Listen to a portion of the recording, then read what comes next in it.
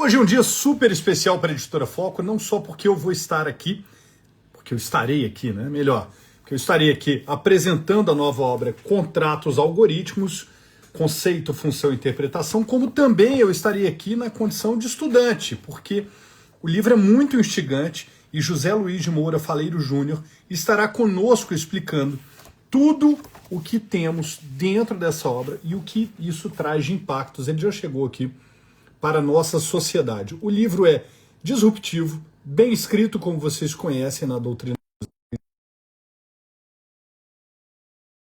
Uma revolução na nossa interpretação, nosso modo de ver os contratos.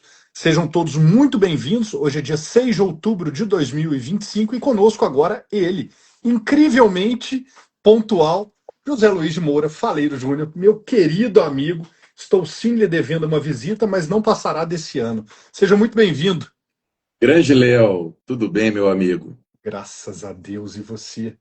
Tudo na paz, a visita será cobrada e com juros. Pode cobrar. Eu agradeço muito, Léo, a você, a Editora Foco e a todos que puderam concretizar esse verdadeiro sonho que eu tinha de lançar um livro a respeito deste tema, que já investigava há bastante tempo e que foi objeto da minha tese de doutorado defendida ainda em 2025, no mês de maio, na UFMG. Fiquei muito feliz, amigo, muito feliz. É uma realização pessoal muito grande. Seguramente foi uma defesa de tese que recebeu nota máxima, laureada, como não pode ser diferente da sua atuação desde o primeiro trabalho que você nos apresentou. Temos muitos livros lançados aqui pela Editora Foco, que nos traz um grande orgulho, Veste Empresarial, Legal Design, enfim, são alguns deles. Mas esse me causa, olha só, aqui tem, para quem está conhecendo agora o José Luiz de Moura Faleiro Júnior, né, tem aqui na orelha da quarta capa todo o rol de obras das quais ele participa como coordenador e como autor. Mas esse, de fato, Faleiros, me chamou muito a atenção porque, pela primeira vez, talvez, depois de muito tempo, Legal Design foi muito disruptivo, né? Eu vejo uma obra que me causa impacto e estranheza.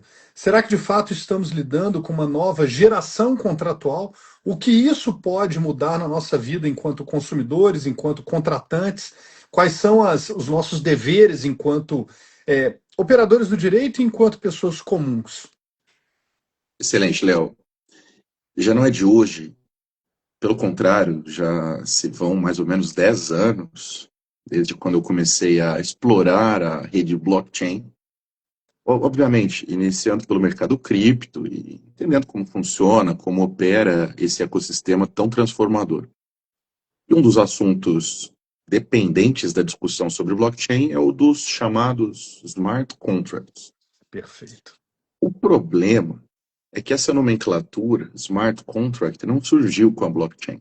É muito mais antiga, remonta a um paper de 1996, bem anterior.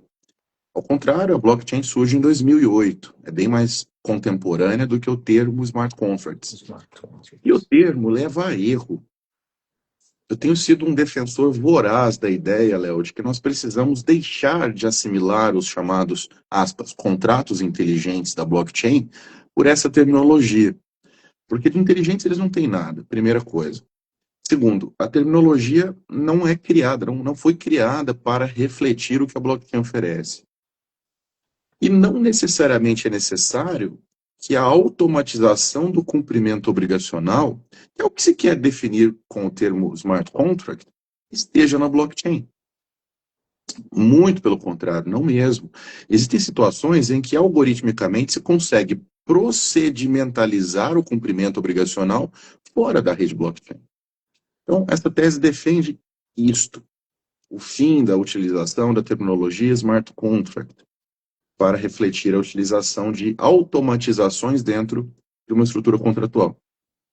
Pelo contrário, toda e qualquer automatização do enforcement é uma automatização algorítmica, mas ela pode estar na blockchain ou não.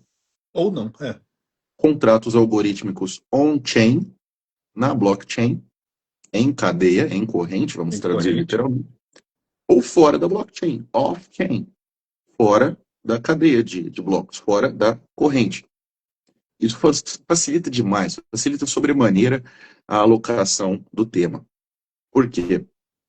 Lá nos anos 90, grandes amigos nossos, Léo, como a professora Caitlin Holland, como o professor Guilherme Martins, como o professor Newton De Luca, como a professora Cíntia Rosa Pereira de Lima, foram precursores de um debate a respeito dos contratos eletrônicos.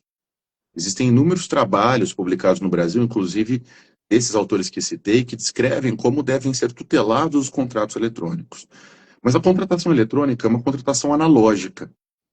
Significa, Léo, eu acessar o site da Editora Foco aqui pelo meu computador, que está ao meu lado, e lá realizar uma compra, uma relação de consumo eletrônica, por meio de um contrato levado a efeito através de um equipamento de hardware. O eletrônico depende da interação humano e hardware. É isso. O algorítmico, não. Eu posso ter um hardware, eu posso ter um equipamento físico, mas toda a transação e todo o mecanismo de fiscalização do cumprimento do contrato se dará ao meu alvedrio, sem que eu esteja, de fato, atento a qualquer circunstância ou particularidade. E isso não necessita da blockchain necessariamente. Vamos pensar em exemplos que a gente entende melhor. Imagina só, Léo, você viaja para São Paulo, que está aí do ladinho, e resolve trafegar numa das principais avenidas da cidade, qualquer delas, num daqueles patinetes que ficam à disposição do grande público nessas localidades. Todo mundo já viu, todo mundo conhece. Você chega próximo de um daqueles equipamentos, verá que há um QR Code. Aí, saca o celular do bolso, escaneia o QR Code.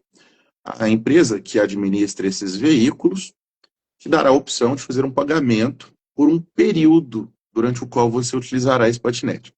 Suponhamos que 30 minutos. Você faz o pagamento utilizando um cartão de crédito, por exemplo, e o veículo fica livre para ser utilizado. Esses são veículos extremamente potentes, eles chegam a uma média de 70 km por hora, talvez até mais, é bastante rápido, é perigoso até. Imagine que você começa a se deslocar pela avenida num daqueles veículos. O tempo está se esgotando, meia hora é um tempo alocado.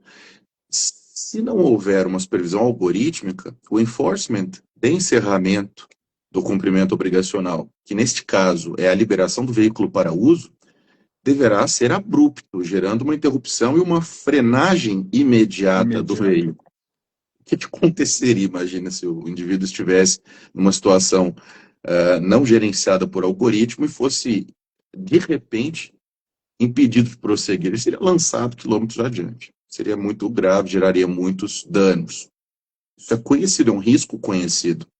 Evidentemente, há gatilhos para evitar um dano como este. Está se aproximando do final do período, ora, a empresa sabe disso e há um algoritmo monitorando o cumprimento por meio do tempo e capturando dados em tempo real. A velocidade média empreendida, o local, por meio da geolocalização mesmo, onde está trafegando o indivíduo, e outros dados mais. E efeitos sonoros são lançados, alertas visuais são apresentados, tudo isso é coordenado algoritmicamente. E ainda é possível implementar, de forma remota, uma frenagem paulatina, uma diminuição progressiva da velocidade média. Tudo isso algoritmicamente. Esse é um contrato algorítmico. Não na sua formação, mas no acompanhamento do seu cumprimento e também no momento da sua conclusão, quando se encerra a obrigação que foi estabelecida para poder desfazer o negócio cumprindo. Se não houvesse uma supervisão desse nível, seria absolutamente arriscado. Mas nada disso está em blockchain, e nem é necessário que esteja. Não há, pela natureza obrigacional desse exemplo, não há razão para que se utilize a blockchain nisso. Ela não traz vantagens, mas é um contrato algorítmico, com todas as suas complexidades, que precisa ser tutelado de uma forma diferente daquela relação de consumo eletrônica de outros tempos. Porque a formação pode ser eletrônica, você utilizou um QR Code, o hardware está na sua frente, mas o cumprimento é o problema. E o modo como se cumpre também. Pensemos num outro caso. Imagina, Léo, você é um produtor rural, está no interior de São Paulo, buscando financiamento junto a uma instituição financeira para poder levar adiante a sua lavoura, qualquer commodity que se queira exemplificar. Será muito usual que você encontre no mercado a oferta de um título de crédito chamado de CPR, Cédula de Produto Rural. Como é que funciona? Bom, você, produtor rural, receberá dinheiro da instituição financeira para fomentar a sua produção rural, a sua produção agrícola. Ao final de um período, geralmente um período de um ano, você deve pagar de volta ao banco o valor que recebeu acrescido de juros remuneratórios. E a garantia desse título de crédito é a própria safra, é o produto rural.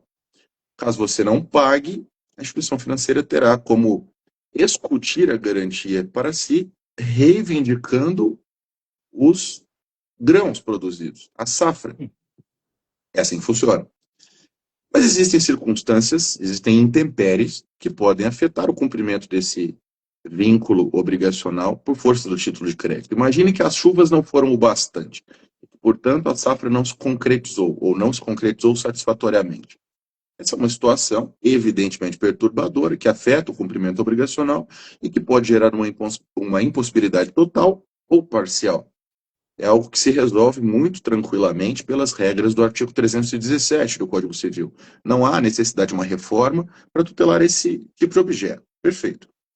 Porém, imagine que isso seja automatizado. A instituição financeira queira gerenciar as suas CPRs por meio de uma estrutura algorítmica. É fácil de se implementar. E já se tornou possível e usual em alguns nichos de mercado. Nesse caso, a blockchain é interessante, porque ela dá segurança quanto às condições obrigacionais que foram firmadas lá atrás, um ano antes do momento de pagamento, do gatilho de encerramento do título de crédito. E quando chega o momento, quando é chegado o momento de cumprir a obrigação e de eventualmente executar a garantia, imagina só, existe uma dúvida, ora, como saber se choveu, se não choveu, se as condições climáticas foram favoráveis, se houve safra, se não houve? Esses são eventos do mundo real. Sim. E nenhuma estrutura algorítmica consegue conhecer, porque ela não é inteligente a ponto de visualizar esses eventos, saber se eclodiram ou não, saber se houve ou não aquilo que se espera como uma perturbação do cumprimento obrigacional. Para isso, a blockchain é interessante, porque oferece estruturas chamadas de oráculos. Você pode dispersar na rede, de forma confiável, para seres humanos que estão em localidades distintas e que têm uma missão única, a de informar ao modelo que está inserido dentro do smart contract se houve ou não um evento do mundo real. Caramba. Choveu ou não choveu? Esses dados são simplesmente lançados, são pessoas, seres humanos, cadastrando informações, por exemplo, pluviométricas. Como são pessoas distintas e são muitas delas, a informação é fidedigna, porque há uma Uhum. filtragem algorítmica da informação. Há risco de manipulação? Há risco de manipulação, como em qualquer smart contract.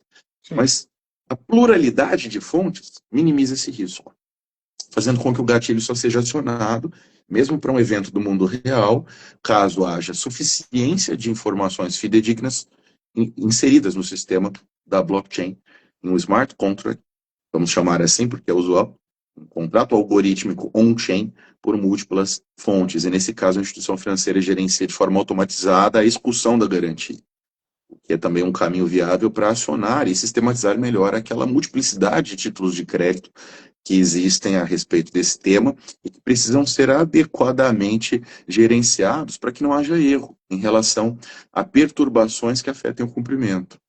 Esse é um caso em que, algoritmicamente, se tem o processamento e é necessário que se faça o gerenciamento por via da blockchain. Blockchain. Talheiros, entendi. Achei maravilhoso. Não sabia que transitávamos já com essa facilidade, né? Até a nossa Elaine aqui falou que também acontece com o Waze, né? Enfim, já são contratos que é, estão no nosso dia a dia, né? São contratos que já fazem parte da nossa rotina. E há algo de diferente em termos de segurança, na sua opinião?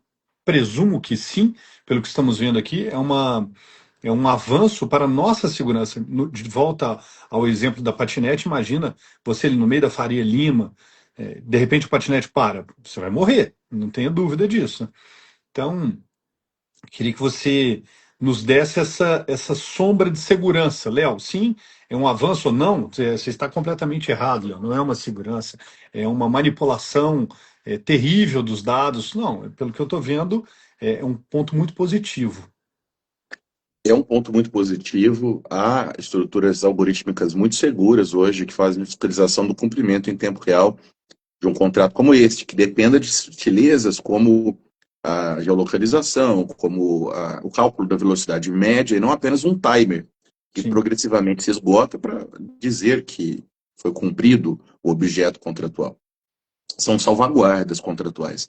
Algoritmicamente, Léo, é muito tranquilo. Uma coisa que é preciso frisar, agora falando sobre a blockchain, só para pegar o gancho aqui do que você mencionou, é que muito se diz que a blockchain é imutável. A transação de bitcoins que fiz é imutável porque ela foi lançada dentro de um elo da corrente, dentro de um elo da cadeia de blocos, e, portanto, ninguém mexe. O fato de ninguém mexer torna imutável, por isso que é tão seguro. Não é bem assim. É muito seguro, é rígido, é confiável, mas não é imutável. Existe a possibilidade de sobreposições.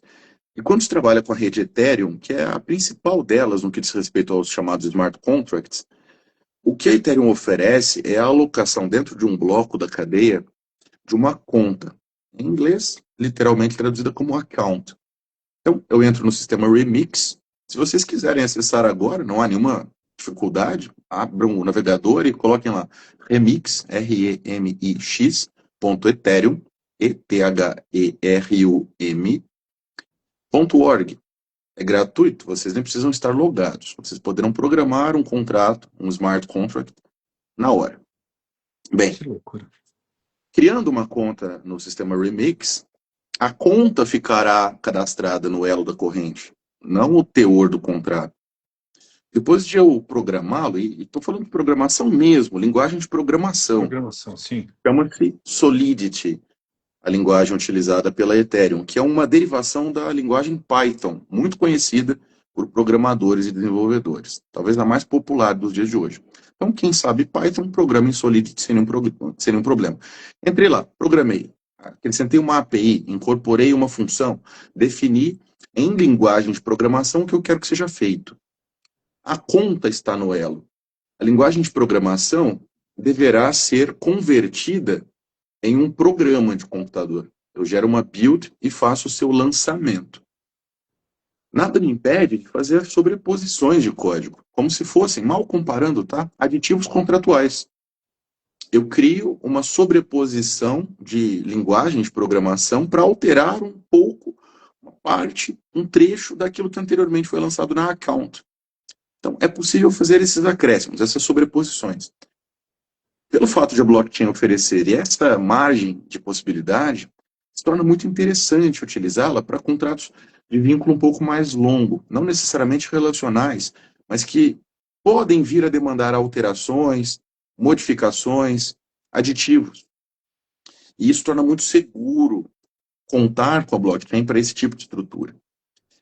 Ainda mais, Léo, quando a gente parte para o debate sobre os NFTs, que são gerenciados dentro da Ethereum. Então, imagine só, eu sou um artista, um ilustrador. Eu criei a minha account dentro da OpenSea da Ethereum e ali lanço as minhas ilustrações.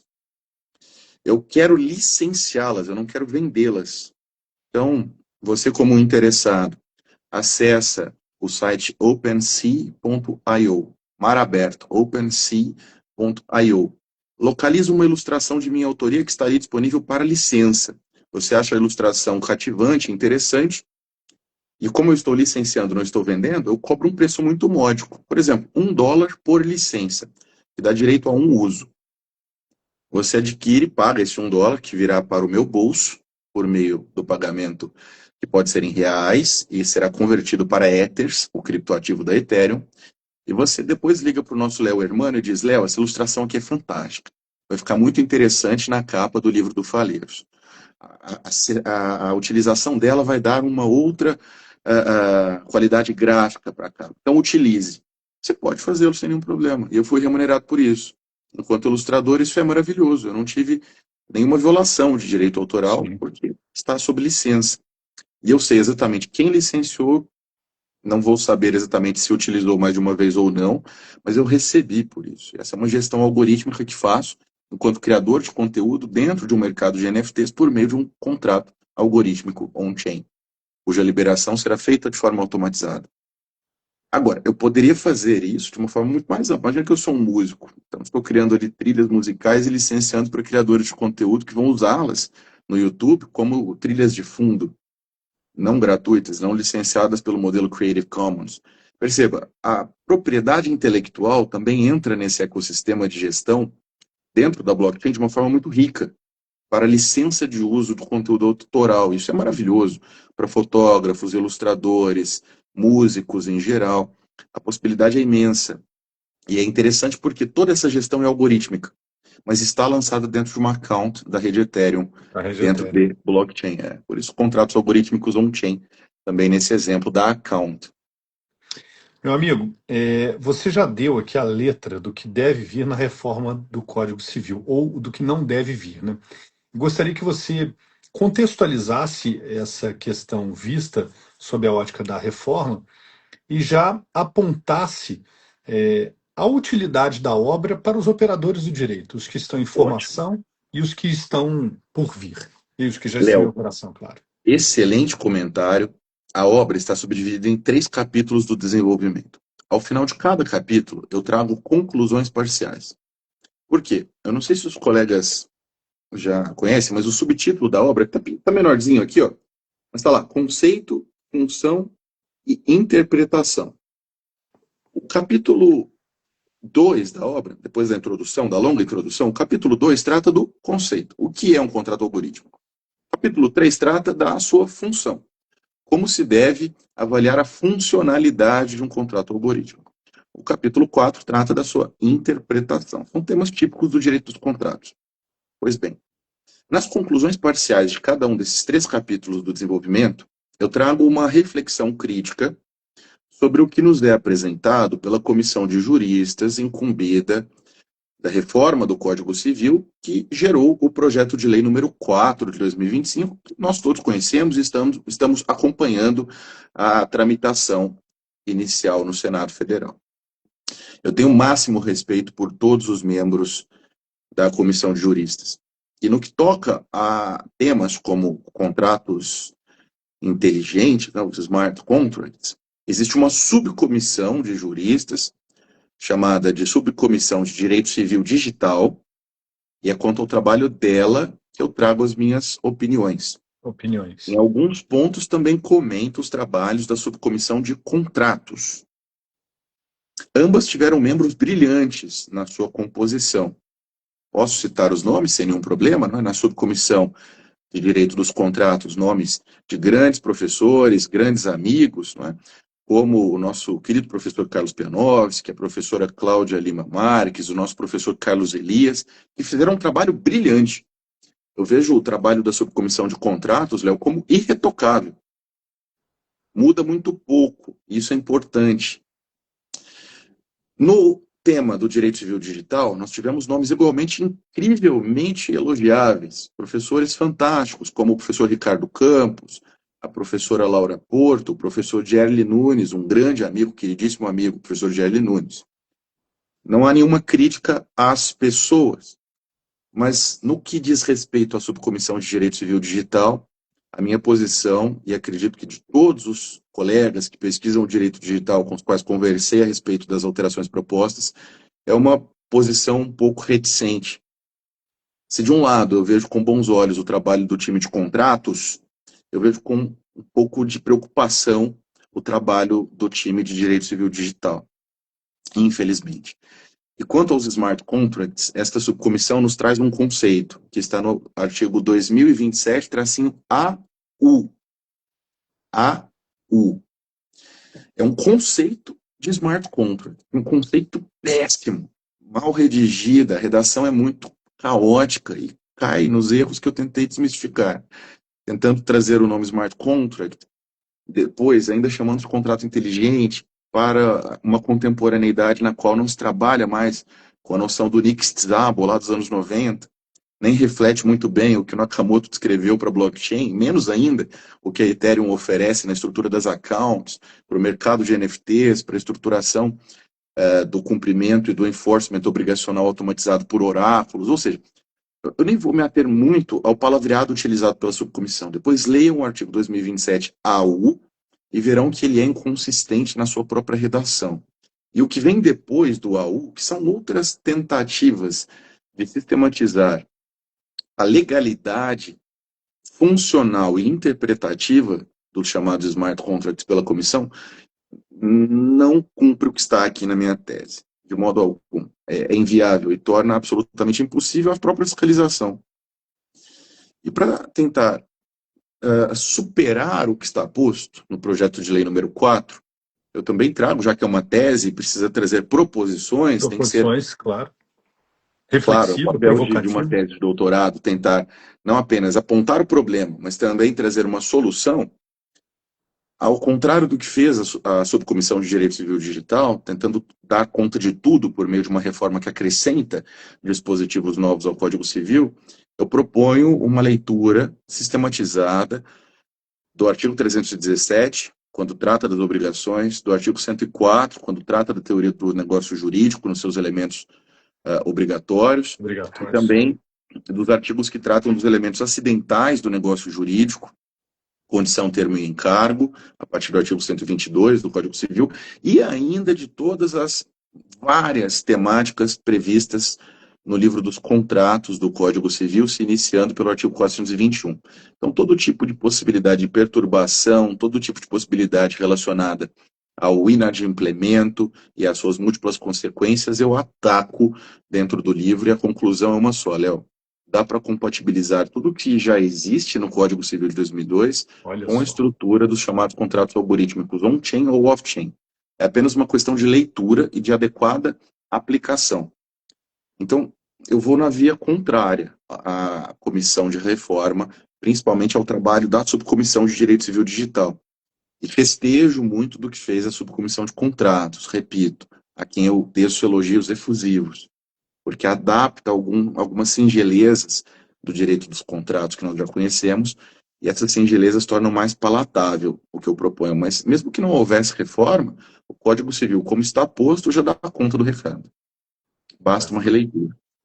Então, Ou seja, para repito, quem está estudando e para quem é operador do direito, é uma, vamos dizer, um upgrade qualitativo nos conhecimentos necessários ao exercício da advocacia, não é isso? exatamente. E também para os acadêmicos, né, Léo? Para quem gosta do tema blockchain, ou mesmo temas correlatos, né? É sem dúvidas uma tese que muito, sem falsa modéstia, me permita dizer, traz novas luzes para o debate, né? E talvez oferece conteúdos que possam ser melhor explorados em outras pesquisas. Fica a missão para vocês que vão avançar nesse debate. Aí eu vou, se me permite, fazer uma reflexão um pouco mais séria sobre o seu trabalho. Eu não diria que guarda relação com quem tem interesse com o tema. Eu discuti com o nosso amigo Bruno Zampier na semana passada a necessidade de termos fontes seguras e confiáveis de pesquisa sobre os avanços da tecnologia, da inteligência artificial, para podermos continuar vivos frente aos avanços. Na medida em que eu não sei do que se trata, ou do que é, ou como a interpretação de um contrato algorítmico, cara, como é que eu vou advogar? E isso vai ter reflexos, na minha opinião, não só para direito civil, isso é tudo. Num futuro muito próximo, qualquer tipo de movimentação processual vai ter uma base relacionada à inteligência artificial. Corrija-me se eu estiver errado, mas eu acho impossível qualquer operador do direito seguir sem conhecer a tua obra, cara. Você vai me desculpar a franqueza. É bondade sua, Léo. Vamos dar uma palhinha do livro para os nossos ouvintes e colegas que vão acompanhar depois pela gravação. Abre aí, Léo, na página 219. Isso aqui fez o meu orientador ficar maluco comigo. Eu tive que Estou negociar. nela. Você vai ver que tem código aí. Não Sim. sei se dá para ver, pessoal. Tem alguns pontos durante a discussão do livro. Essa é só uma das várias passagens do livro onde aparece uma tabela com linguagem de programação mesmo. Nesse exemplo aí da Sim. página 219, em Solidity. Em outros lugares, em Python. Eu mergulhei no estudo da ciência da computação, especificamente no tema da programação, para que, em alguns pontos muito específicos, pontuais mesmo, eu pudesse, e aí com a autorização do meu orientador, eu coloquei essa estrutura de exemplo para que aquele leitor, que também é um entusiasta da programação, veja como fazer na prática. Se replicar isso aí, ele consegue dar uma função específica para o smart contract, de verificação de evento real, de utilização de oráculo, de extinção contratual, de extinção de uma obrigação clausular. Havia muito mais. Eu tive que negociar, ao fim e ao cabo, para reduzir a quantidade de código que estava no texto, porque senão seria uma tese de ciência da computação, não de direito. Mas aquilo que era imprescindível, Léo, permaneceu. E o nosso querido Lattes, na diagramação, conseguiu colocar aqui de uma maneira que ficasse compreensível. Sim. Você vê que não é excesso, né? É uma página aí de código, não é uma coisa exagerada e tal. Então, quem passar os olhos nessa página 219 e outras e ver ali a linguagem de programação, vai entender do que se trata. Logo abaixo tem também uma explicação detalhada do que Aqui. está programado. Eu tentei, na medida do possível, manter aquilo que era essencial só para isso, para mostrar para vocês como se faz.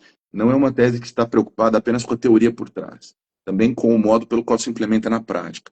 Então, talvez seja curioso. Acredito que vocês, estudiosos da computação ou que tenham algum tipo de curiosidade pela computação, vão se deparar com exemplos práticos interessantes para poderem botar a mão na massa e programar dentro do Remix. Só para quem nos ouve pelo Spotify, amigo, eu vou fazer leitura do exemplo aqui, tá? Da página 219. Me corrija se eu estiver errado. Abre aspas. Esse exemplo simplificado demonstra uma forma de circuit breaker, ou emergency stop, em uma EVM, em que o contrato realiza a verificação de variações de preço em relação a um valor base, e caso ultrapasse o limite configurado, ativa a pausa. Enquanto paused igual a true, ou seja, se estiver pausado é verdadeiro, o contrato pode impedir o processamento de determinadas funções, simulando uma interrupção para posterior renegociação ou reavaliação da onerosidade excessiva fora da blockchain. Ou seja, claríssimo e muito útil. Meu Deus. Muito legal, né, Léo? E, ó, eu acho que esses trechos aí da obra em que eu coloco linguagem de programação como explicação depois do que significa, sei não, acho que merecia uma leitura, talvez em algum momento que você tiver livre, né? Uma daquelas suas maravilhosas leituras para o Instagram da Foco, hein? Farei isso então numa nova edição. Caro amigo, o tempo passou voando, éramos 20 minutos previstos aqui, estamos com 32, e minha preocupação maior não é de tomar o seu tempo, mas sim de não conseguir subir essa live na Amazon e na Martins Fontes, na página de produto, que é o nosso maior interesse aqui, divulgar a sua obra para mercados onde eventualmente a Foco não chegue com a sua ajuda. Então, só poderia lhe agradecer por esses preciosos momentos de conhecimento compartilhado e desejar um sucesso absurdo para essa sua nova obra, Contratos Algorítmicos, Conceito, Função e Interpretação, mas as palavras finais são suas. Você ainda tem um minutinho. É isso, Léo. Muito obrigado a todos. Estou vendo aqui o professor Isaac Cândido, a Elaine, que participou conosco também. Um abraço a vocês e a todos que forem eventualmente assistir esse conteúdo em outro momento. Um grande abraço. Eu espero que a obra seja útil para as pesquisas e para o trabalho de todos vocês. Léo, a você eu expresso toda a minha gratidão pelo modo como a Editora Falco me acolheu. Já me sinto parte dessa família e certamente ainda Sempre. teremos muito a produzir juntos. Um grande abraço a todos. Seguramente, amigo. Um grande abraço e a todos que nos acompanharam. Fiquem com Deus e com saúde e até o próximo encontro. Valeu, obrigado, faleiros. Valeu!